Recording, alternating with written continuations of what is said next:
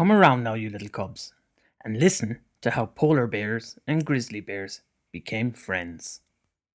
Now, naturally, you cubs might think polar bears and grizzlies always got along. Well, it isn't true. In fact, for a very long time, we were sworn enemies. Now, some polar bears will try to convince you that it was us noble grizzlies that were the problem. But don't believe any of that silliness. The truth is that polar bears were, for a very long time, notoriously vain and arrogant creatures. Now, I don't want to be too tough on them. Like I said, we're all friends now. But there was a time when things were very different. There was once a terribly vain polar bear. He used to spend day and night looking at his own reflection in the ice. Every morning he would spend an hour parting the fur on his back, cleaning the cracks and crevices in between the pads of his paws, making sure his whiskers were symmetrical and that his tail was nicely fluffed. If it was snowing, he would not leave his den to go out fishing, for fear he might get his fur wet. And if there were other polar bears around, he needed extra time to polish his nose and shine his claws, just so that they would be impressed and jealous of how neat and shiny he was. Now, to you and me, that all sounds very silly. But in the North Pole, that kind of carry-on is normal. And where you and I might think this was very vain and arrogant, all the other polar bears thought he was very shiny and special, and all the little bears wanted to be just like him when they grew up. Now, life went on like this for a very long time in the North Pole, until one day this bear was out fishing alone. Because he took so long to get ready, he was always the last bear out on the ice for dinner, and all the others had long gone home to their dens with their bellies full. It was suddenly dark, and instead of going home himself, he realized that in the low light, his fur looked beautifully white, and his eyes seemed to outshine the stars in the sky. Lost in his own reflection, he never noticed that the delicate ice shelf that he was standing on had broken away and begun to drift slowly from home. When he finally pulled his gaze from the water, it was completely dark, and he could only just see the mainland and home from his iceberg. He had to act fast. The North Atlantic is a wild sea, and tides can quickly move an iceberg miles in any direction. His instinct was to swim for home, but just as he put his paws out to jump, he stopped. It would be a sin to ruin his new manicure and freshly combed fur, he thought. What could he do to avoid such a mess, he thought, pacing over and back across his iceberg. But he pondered too long, and before he could come up with another solution, home had disappeared out of sight, and he was at the mercy of the tides. For days and days he floated, perched on his block of ice, with nothing to do but admire himself. And each day that block of ice got a little bit smaller as the water below him got warmer. It was clear he was heading south, and soon he could see, far off in the distance, little green specks, islands with no snow and no ice. He was occasionally able to snap a salmon or a trout of a passing school, so food wasn't too much of a problem. But with each passing day, he drifted farther from home and began to worry where he might end up. Eventually, and just as he had enough ice left to perch on his tippy toes, his iceberg finally hit dry land, a lush and green island. Off he jumped and immediately began to explore his new surroundings. This place was not at all like the North Pole. Aside from all of the colours and lack of ice and snow, there were trees everywhere and hundreds of different types of animals that he had never seen before. Of course, he did not fear them. They were much smaller than him, and besides, it did not take him long to notice that they were much more interested in him than he was in them. Within a few hours, all the animals of the forest were following him from a distance, whispering and admiring him. Eventually, a plucky squirrel from the safety of his tree asked, "Who are you?" "I am Polar Bear. I came here on a boat made of ice." "Wow," said a little brown rabbit. "That sounds very brave. Where did you come from?"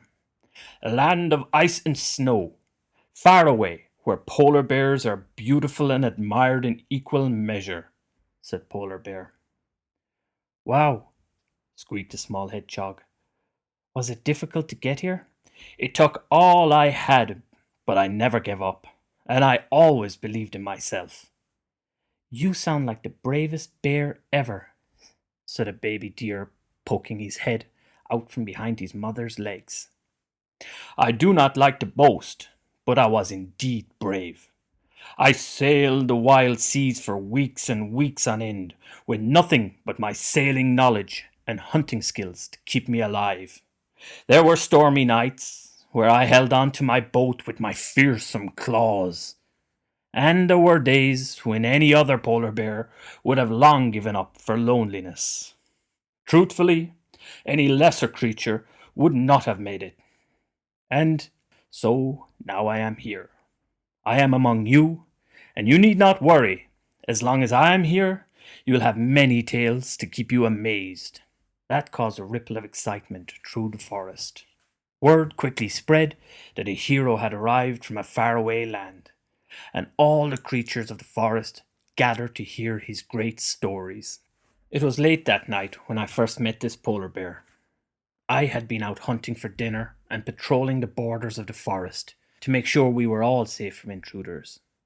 When I came back to my den, there was a group of excited little critters babbling on about our new guest.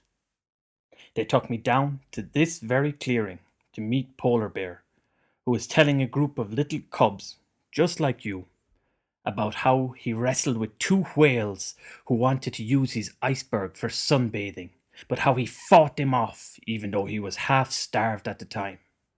To be honest, he looked pretty well fed to me. Anyway, he was quickly anointed king of the forest, and all the silly little creatures took care of his every demand, bringing him fish on a platter, and all the berries and nuts a bear could eat.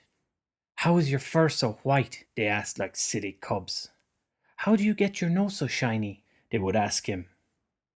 And this went on for about a week, before I got annoyed with his tall tales and him strutting around the forest looking for compliments. One day, when I came back from my forest patrol, I told him, "If you stay here in the forest and keep parading around, looking for attention and compliments, the men from the zoo will come down here and put you in a cage." Naturally, being arrogant, he told me that I was jealous. "I like it here," he said. "You used to be the king of the forest, but now I am. Obviously, the forest creatures like me more, and who could blame them? Just look at my beautiful fur and how well I keep it. You know, you could learn a lot from me." Needless to say, I was furious, but what else could I expect from a polar bear? I went home and I was finished with him. Anyway, as time went on and Polar Bear grew more and more daring as he needed more attention, he would even go to the edge of the forest and strut around the farmers' fields, looking for compliments from the humans. He was that silly. Before long, news cameras showed up to report on this exotic bear. And of course, he put on a great show for the cameras, standing up on his back legs and scratching himself off trees and rolling around like a naive cub. That obviously tipped off the zoo, and the very next day, a big van pulled up to the forest, and men with long sticks and nets jumped out to catch Polar Bear.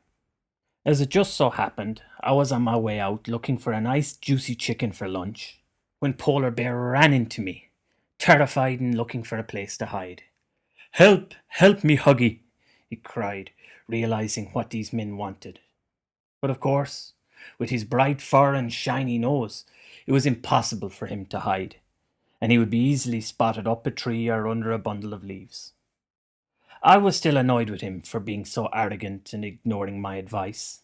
I told you not to be so proud, I said. I know, please help me. I'll do anything not to be put in a cage, he begged. Well, there is only one way that you are not going to the zoo in a cage today, and that is for you to blend in. Don't I know that, but this beautiful white fur is such a curse.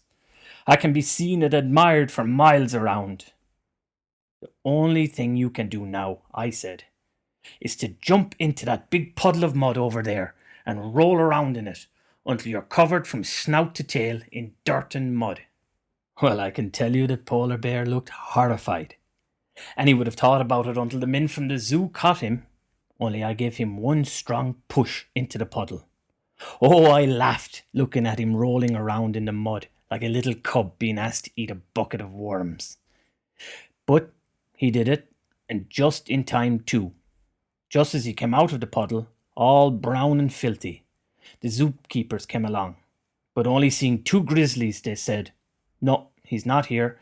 There are only two grizzlies, and they're not exotic enough for our collection. Keep looking." Of course, I had great fun for the next week, telling Polar Bear that he had to roll around in a puddle of mud every morning, just in case the men from the zoo returned. I knew that they'd long given up, but it taught Polar Bear a good lesson. Sometimes vanity and arrogance leads to nothing but trouble. After all of that, we actually became great friends. He saw that grizzlies are noble bears and can be counted on in hard times, and I admired him for being humble when he needed to be.